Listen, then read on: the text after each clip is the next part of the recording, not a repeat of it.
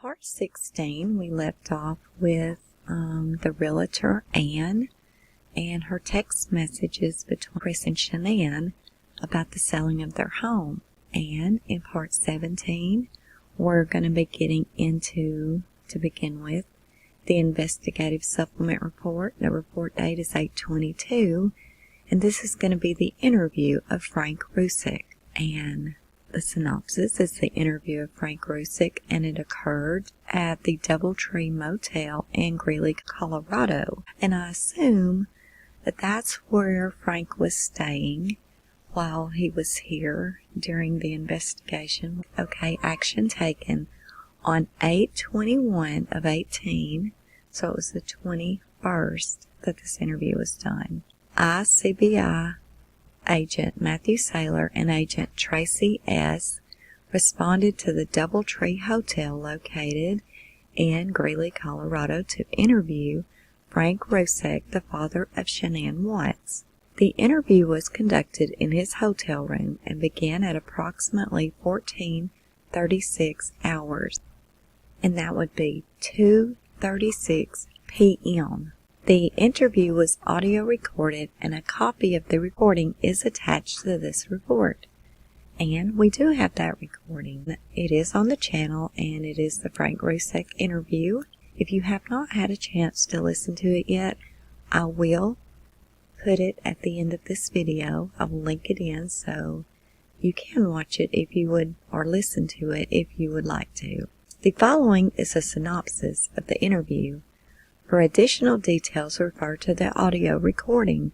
So see, these typed up reports is only a synopsis. In other words, it is their words of what was actually talked about during the interview. So many times, you will see that the recorded audio, although the main points, or most of the main points, will be in the report, you will also pick up a lot on the actual recorded video that you will not see in these reports. So they can't put everything in these reports. Obviously, there's no way, because each interview would be like a book, so they obviously can't do that. I do feel like they could have summed things up a bit better with some of the people they interviewed, specifically one. That's my opinion. It should be noted that prior to the interview, when I met with him in the lobby of the hotel, Rusek advised me of a Facebook friend request he received from someone claiming to be Chris Watts. Wow, that's very interesting, huh? So someone claiming that they were Chris Watts had sent Mr. Rusek a friend's request on August the 21st. The trolls had already... Sorry about my cat, y'all. I'm so sorry. The trolls had already started pushing their claws out that early in the investigation. That's insanity. Shanann's husband, and this is referenced at the beginning of the interview. It was later determined that the account that the friend's request came from was a fraudulent account not belonging to Chris Watts. Well, obviously, Chris was in jail then, and he had been in custody for actually 5 days at this point, so. But that just shows you how quickly the trolls will come out and just start trying to create chaos and craziness. And why they do this, I don't know. I mean, what do they get out of it? That's what I don't get. What do they get out of this? How can it make them feel good about themselves? How can it even be funny in any sense? It's just crazy. I just don't even have any words for it. Rusek said Chris Watts was a great father to his children, Bella and Celeste Watts, and it always gets to me how good this family truly always spoke of Chris. they never degraded him. They never said a bad word about him, except, obviously, when they should, right? Before all of that happened, they only had good things to say about him. And, you know, to me, that speaks volumes about Mr. Rusek. It really does. He just seems like a really nice guy, you know, and he just didn't want to believe this about Chris. He couldn't wrap his head around it, because I do believe him and Chris were buddies, and they got along great, you know, and so it's just so sad, you know, and I have so much respect for Mr. Rusek for the way that he does speak of Chris and not put him down, you know, and he could. He well could, obviously, but he doesn't. You know, he speaks the truth of exactly how he felt about him before all this, and then you can just see the hurt in this man's voice and his heart when he is standing in front of that court that day when he called Chris a monster. And it was just, you know, he trusted Chris to take care of his baby girl and granddaughters, and it's heartbreaking, really. And I think Mr. Rusek is such a nice guy. Let's get right on into it. Sorry about that. Sometimes I get into rants, but I'm telling you, it really speaks volumes about him to be able to say that. You know, even if you didn't want to lie about it, it's like, why even say it at all, I guess? I don't know. But he didn't. He honestly spoke his heart's truth, and that's just heartbreaking to me. He said he couldn't have asked for anything better for his grandchildren, and that Chris would play with them, bathe them, and take care of them. So you see what I mean? He's just a nice guy all around. He was proud to have a son-in-law that he trusted with his whole heart and soul to put his own flesh and blood, his daughter, in his hands. And he trusted him with everything. And I don't know, it's just so heartbreaking. Rusek said that he felt the same way about Chris as a husband to Shanann, and that he never saw any problems between them. Rusek said that he recently watched the girls while Shanann and Chris went on a vacation she received through Thrive, the company she worked for. Rusek said he noticed Chris was getting a little more stern with them, but he didn't think much about it. He said that he never knew Chris to hit the girls. He said Chris had lost a lot of weight using Thrive products, but said Chris had always taken care of himself physically. He said that Shanann brought the girls out to North Carolina for 6 weeks and were bouncing back and forth between his house and Chris's parents' house. He said that Celeste was very allergic to nuts, and Shanann had told them and Chris's parents to put away anything with nuts. Rusek said they scoured their house anything containing nuts. Rusek said that Shanann took the girls to Chris's parents' house a couple of times, but that she didn't get along with Chris's mother. Rusek said that they felt Shanann had taken their son away from them, and I do believe that to an extent. I mean, to an extent, I do believe, because we all know that when Chris left for college, Ronnie kind of went off the deep end and ended up with a problem of his own. So I do believe Chris and his family was extremely a tight-knit, close family. And most especially with Chris, because Jamie was so much older than him, you know.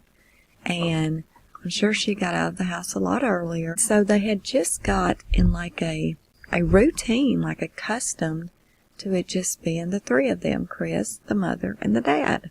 And when Chris left, being Ronnie's sidekick, well, I feel like then that, and Ronnie said it himself, and so did Chris, that he just went off the deep end because he missed him so much. He missed him not being there. I feel like Miss Watts was more of the, what's the best word for it, quote unquote, wore the pants of the family. I feel like Chris and Ronnie were really close. Ronnie probably just felt like he lost his best friend. I don't know how else to put it, but yeah, I believe they were a very close-knit family, and just with Chris going away to college, it put Ronnie over the deep end for a while. And so you can imagine when he just up and moved across the country. And, I would assume that Miss Watts would think, well, he would have never done that. She talked him into it. Don't know that, but I figured that's probably the way she was thinking, because Chris had always been right there with Mom and Dad. He had always been with Mom and Dad, except when he went to college. He never really left Mom and Dad. Anyway, sorry, there I go again. I'll get on my long rants and we can just talk and talk, but we're here to read this discovery of Mr. Rusek. So let's finish this up. I'm sorry about that, guys. He said that Celeste was very allergic to nuts, and Shanann had told them and Chris's parents to put away anything with nuts.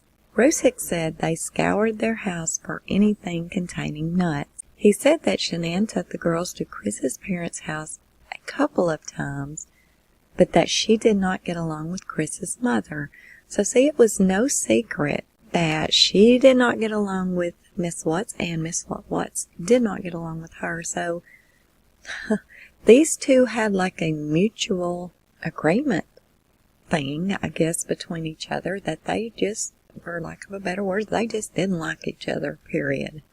I think they both only tolerated each other, and that's about as far as it went. But they were both kind of like always on the edge with the other. I can almost feel the monotony just thinking about those two being together and having to be, or feeling like they have to be nice and friendly and polite to each other when truly deep inside they can't stand each other. Now that's the vibes I get off of these two. They just don't like each other, period. And I don't think there would have been much that would have changed that, really. Maybe one day it could have changed. Who knows? But I don't think it ever would have, just to be honest.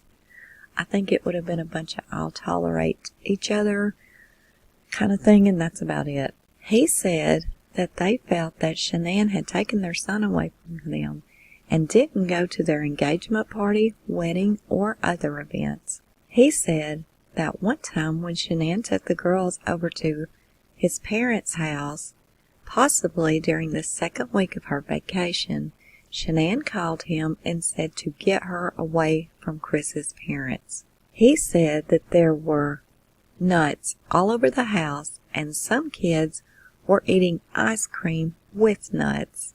Shanann and Chris's mother had words, and the mother told her it was a quote-unquote training lesson.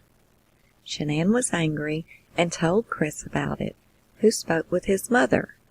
Chris's mother told him the same thing, so Shanann never went back to Chris's parents' house. He said that Shanann and Chris would FaceTime call each other just about every day so Chris could see the girls. He said that a couple of times he overheard Shanann say something to Chris about him not paying attention, and like he was in another world. He said that when Chris came out to North Carolina, he was the same as he always was as far as his demeanor. He said that Chris has always been quiet and doesn't show emotion.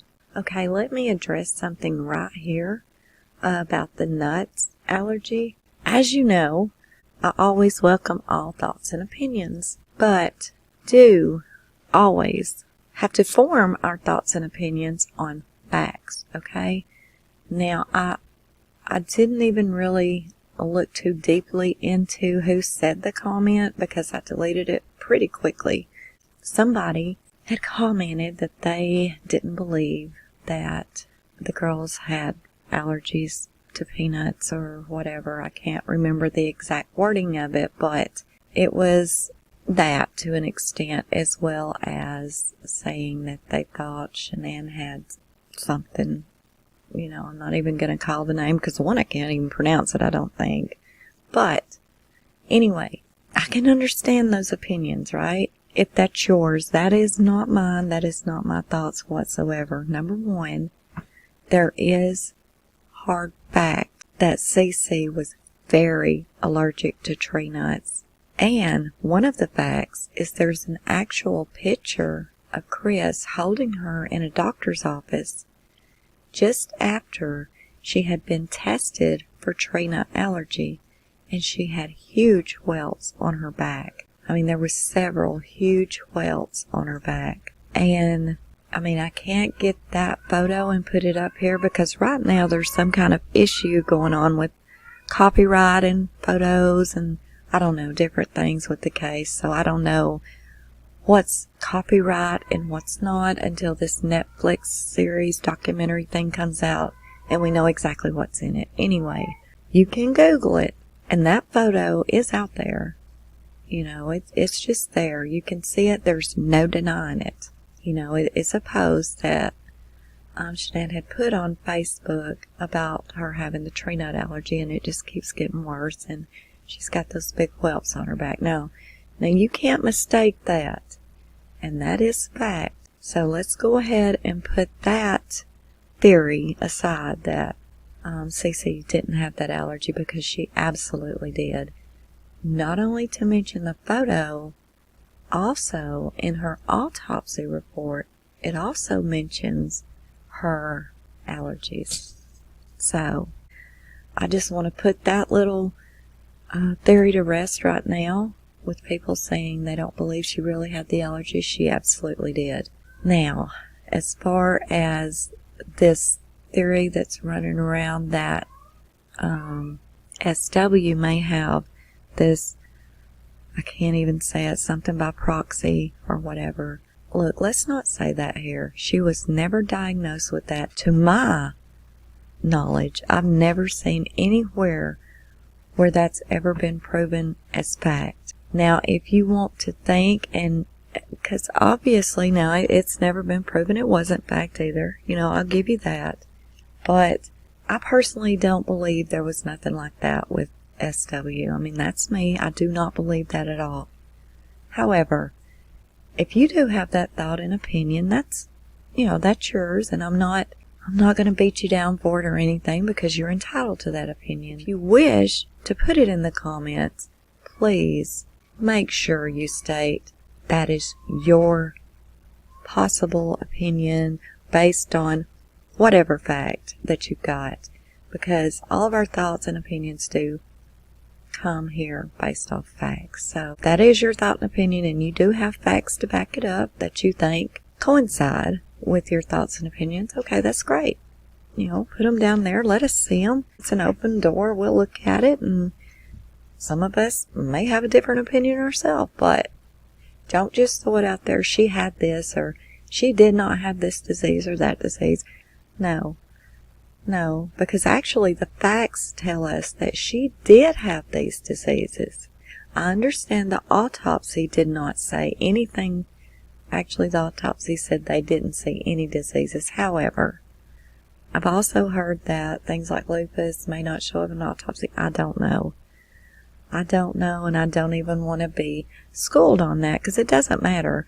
The facts in this discovery says that she did. So don't go out there and say she didn't.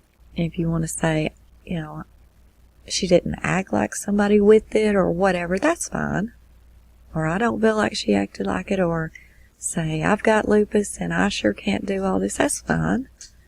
But don't just blurt out she didn't have none of that, because you don't know that.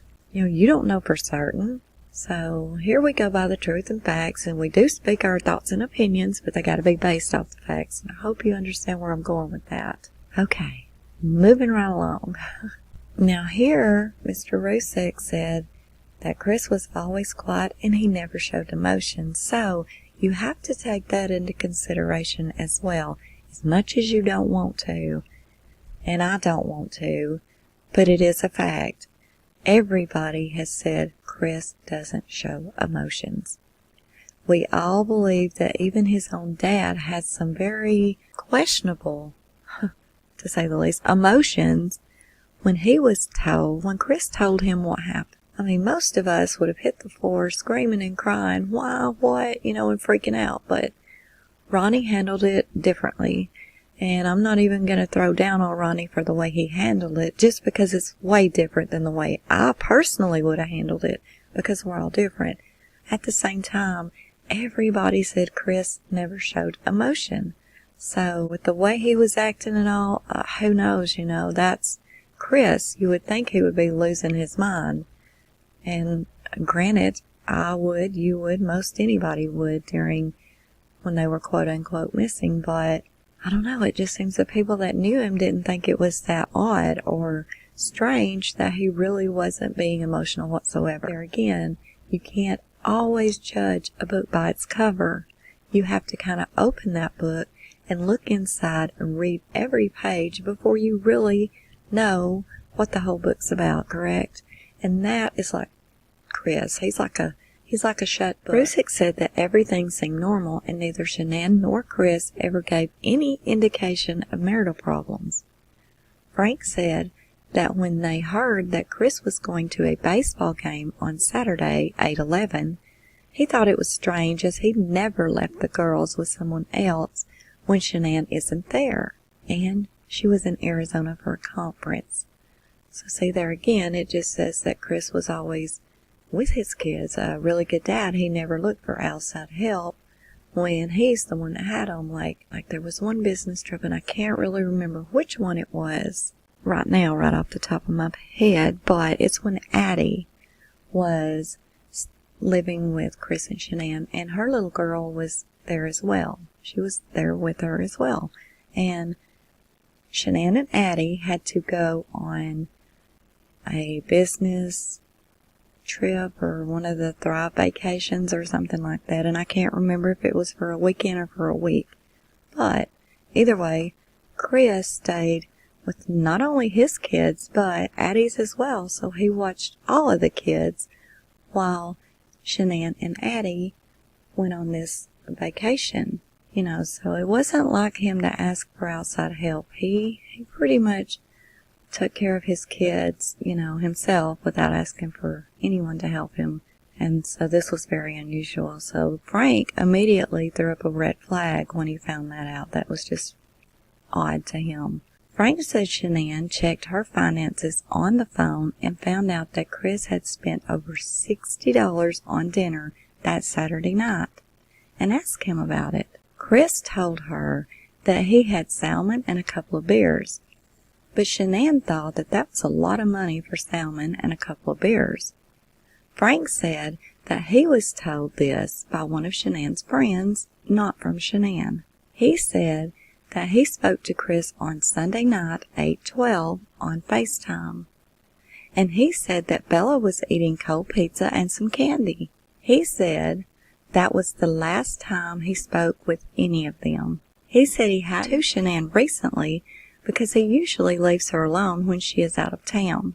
When asked how he found out that Shanann and the girls were missing, he said that his wife, Sandra, had tried to get a hold of Shanann and could not. He said that sometimes his wife can be pushy with Shanann, and Shanann will not respond to her. So Sandra will ask him to contact Shanann for her, but she never did that day. He said that his wife called Chris and told him that Shanann wasn't answering her and he should call the hospitals. He said that when she was in North Carolina, Shanann was very excited about taking Bella to kindergarten, but she did not show up at school. Frank said that Shanann was a stickler when it came to being on time to everything. He said that Chris told Sandra that he had texted Shanann a few times and that she was in, quote, one of her moods, unquote, that they had a small fight and Shanann was going to a friend's house. Frank said Sandra received a phone call from Shanann's friend Nicole saying the police were at Shanann's house because she was missing. Nicole said they couldn't get into the house because of the security latch that Frank had installed on the front door. Frank said he called Chris several times, asked where he was at, and Chris told him that he was hurrying home. Frank said that Nate, Chris's neighbor, told him that he had video of Chris backing his truck into the driveway. Frank said that Chris's truck was never in the driveway because Shanann did not want it leaking oil, and that he lived in the house with Chris and Shanann for over a year and never saw the truck in the driveway. He said that Nate also told him that while Shanann was gone, Chris took her SUV out of the garage and parked it on the street. Frank said that both of those pieces of information was very concerning to him, as they were vastly different from the norm. Frank said that Sandra was on the phone with Nicole when they got into the house with the police, and they heard that Shanann's cell phone and purse were still in the house. He knew something was wrong. Frank said that the police said that it was possible that Shanann had left, but he said he knew that wasn't possible because Shanann never went anywhere without her phone, that she had it 24 hours a day.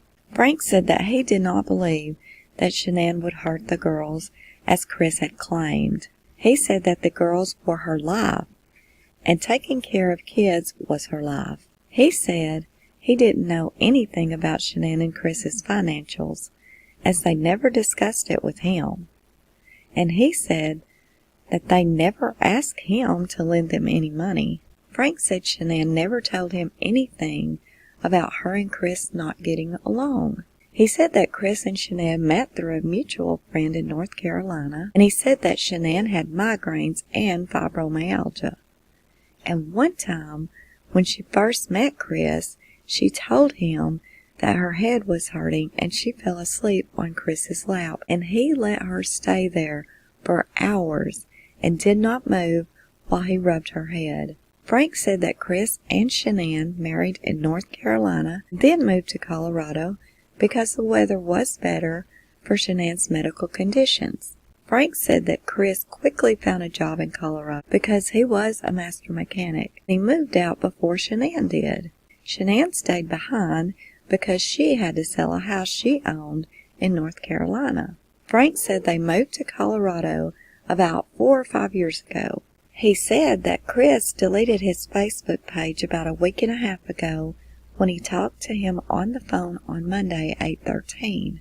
He said Chris was not very active on Facebook and wasn't aware of any other social media he used. Frank said that Shanann called and told them when she became pregnant, and he said that they believed Chris and Shanann were trying to have another baby, but they were concerned for Shanann's health. He said that every time she became pregnant, she had an elaborate way of telling Chris and video recorded it.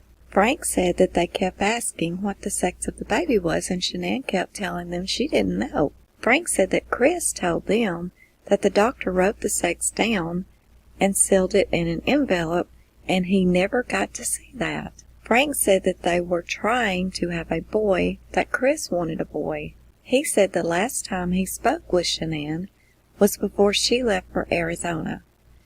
He said that he normally would talk to her every day because he would FaceTime with the girls. He said that if Shanann was gone, he'd still FaceTime with the girls through Chris. He said he spoke with the girls on Sunday, 8/12, and Frank said he spoke with Chris and Bella, said something about her mommy coming home, and he told her not until late. He said that the girls were eating dinner, so he believed it was approximately 1900 hours his time in North Carolina, which that would be 7 p.m. Frank said that the kids usually eat around 1700 hours, and Shanann was very strict on their schedule. He said everything seemed normal while on FaceTime. He said when he heard that Shanann was missing and her phone was in the house, he immediately knew something was wrong. He said that he installed the security latch on the front door, and that if Shanann came home late, she would probably have engaged it. He said that Shanann utilized the latch more often than Chris did. He said that Shanann doesn't open the garage door until everyone is in the car because the girls will run away. He said after he heard all of the circumstances, such as the phone and EpiPen still in the house and the doors locked from the inside, he immediately suspected that Chris had done something. He said that wasn't like Shanann, and Chris was the only one to see her that day. He said he and Sandra lived with them for 15 or 16 months a couple of years ago. And he said he was in Colorado for Christmas 2016 or possibly 15, but was back in North Carolina for the Christmas of 2017. Rusek said that when the girls would get punished for anything, they would always cry for him.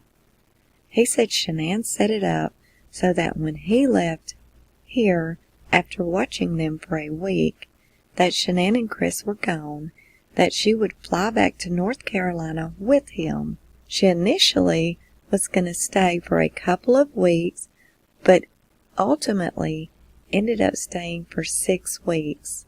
And see, I think that was a really bad idea. That's a really, really long time to stay, in my opinion, to stay away from your home and your husband. And I don't know, that just seems like a very, that's all summer for the most part. That just seems like a very extended amount of time. I wished she would have went with her first choice and just stayed a couple of weeks. Things were already happening by a couple of weeks, but maybe they hadn't gotten to the point of no return. That's exactly what it was. By the time the 6 weeks was up, it had actually gotten to the point of no return, really. Frank said that when he had them in the airport, the girls ran away from him, and when he got up to them, Bella was screaming at the top of her lungs. Frank said that when they went back to the house, the girls did the same thing to Chris. Frank said, looking back, it is possible that Chris got tired of the girls crying for their mother instead of him, and he resented that. Frank said that Chris's father was very close with the girls and always commented on Shanann's post of the girls on social media. Well, I've heard that Shanann really did like Ronnie, and she really thought a lot of him, so her and Ronnie, I believe, got along really well. It was just her and Miss Watts that just never seemed to see eye to eye on anything, which is very unfortunate. Frank said that it is possible that Chris thought that if something happened to Shanann, the girls would go to her parents instead of his, and he did not want that to happen. Frank said that the 6-week trip to North Carolina was the first time they had visited for that long. Shanann initially said she was coming out for a couple of weeks, but then she decided to stay longer because she was pregnant and wouldn't be able to keep flying. Well, that makes sense. I'm sure it's a pretty decent, time span of flight there and changing planes here and there, and I'm sure it was very jet laggy and very uncomfortable being pregnant as well as, having lupus and the other things that she had. I'm sure it was very uncomfortable. Frank said that he and his wife take their vacations to come to Colorado to watch Bella and Celeste, while Chris and Shanann go on trips paid for by Thrive. Frank said he believes the time Shanann was in North Carolina gave Chris time to think about what he wanted to do, and that he doesn't believe this, the murder of Shanann and the girls, was a quote-unquote spur-of-the-moment thing. He said this is because Chris moved the car out of the garage, that he had a girlfriend, that he knew where to take the bodies, and that things did not add up. That's very interesting. Frank said that Shanann got her Lexus through Thrive, who paid for the car.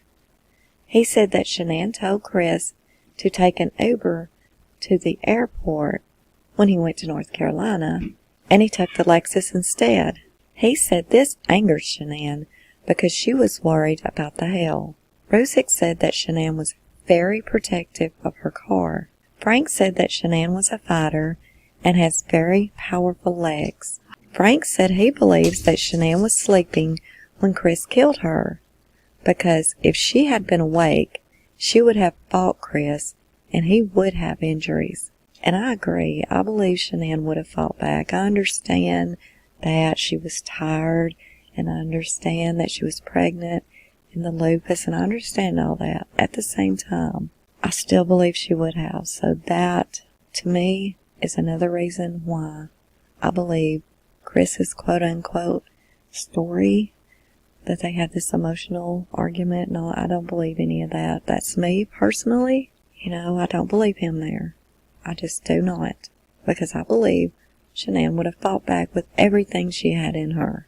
Frank said that Shanann had lupus, fibromyalgia, migraines, and about a year ago had neck surgery. He said that she had medical issues when she was a kid, but they couldn't figure out what was wrong. And he said that she was finally tested for lupus while living in North Carolina. He said that after moving to Colorado and started using Thrive products, Shanann was able to stop taking her lupus medication.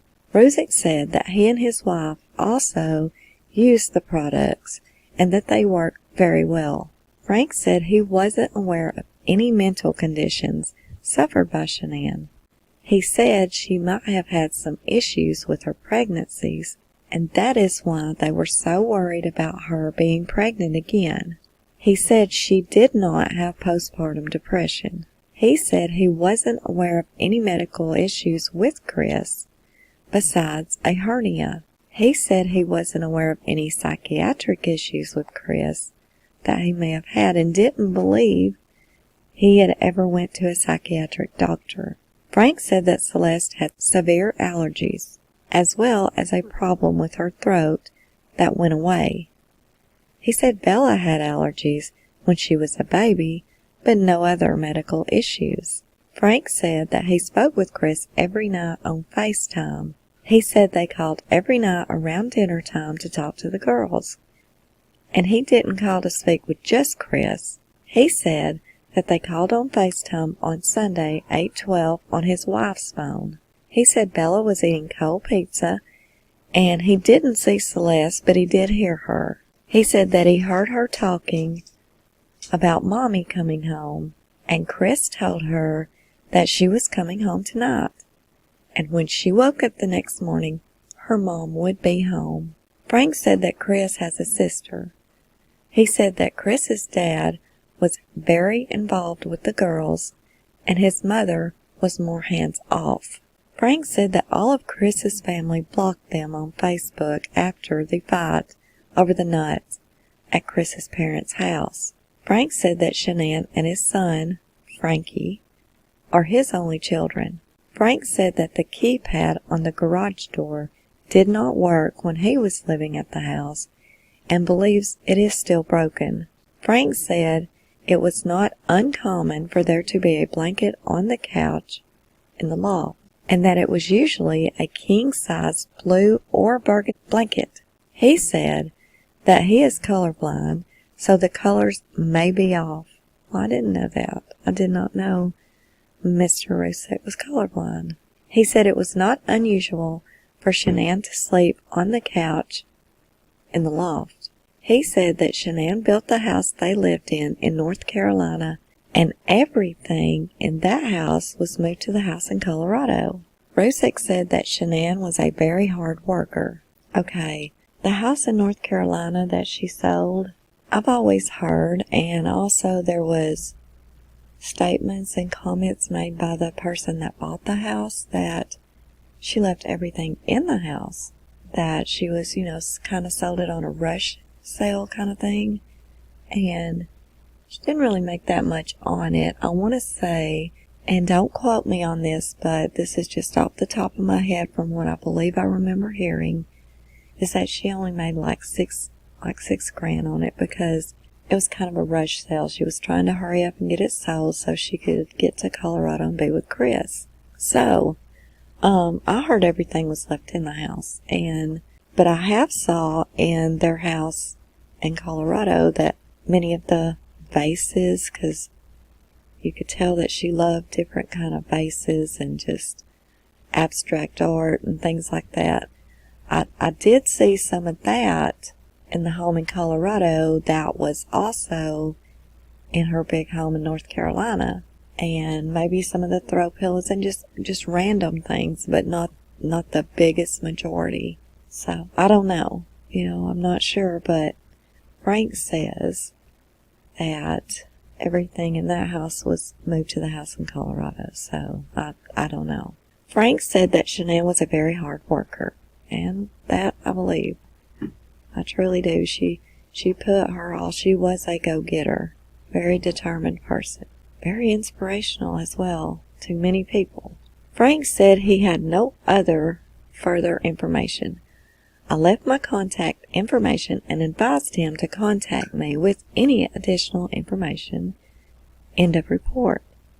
And the attachment is the audio recording of the interview with Frank. And as I said, I will link it here at the end of this video in case you haven't heard that. And so we're going to stop right there because his interview was pretty lengthy, as well as my random thoughts, opinions, and chit-chat in this. So when we get into part 18, we will be going into the interview of Frank Jr., Frankie.